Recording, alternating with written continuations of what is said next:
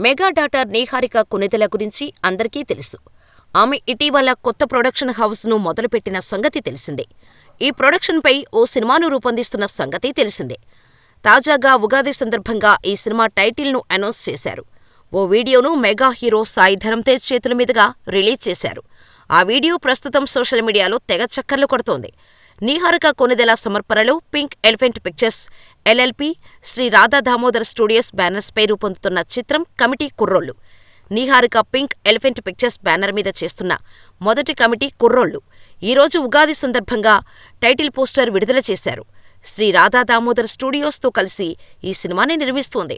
కుర్రాళ్లను highlight చేస్తున్న ఈ cinema గురించి తెలియాలంటే ఖచ్చితంగా సినిమా చూడాల్సిందే అని నీహారిక ఈ సందర్భంగా చెబుతోంది.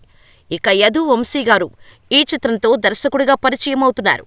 తప్పకుండా అందరికీ నచ్చుతుందని భావిస్తున్నామని నీహారిక అంటున్నారు. ఈ సినిమాతో 11 మంది హీరోలను, 4 హీరోయిన్స్‌ని పరిచయం చేస్తున్నారు.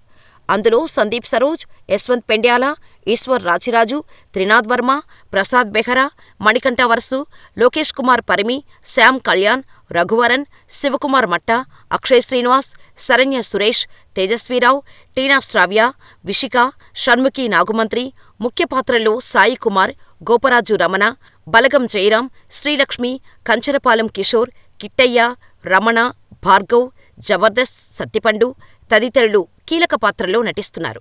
పోస్టర్, టైటిల్ అయితే కొత్తగా ఉన్నాయి. మరి సినిమా ఎలా జనాలను అలరిస్తుందో చూడాలి.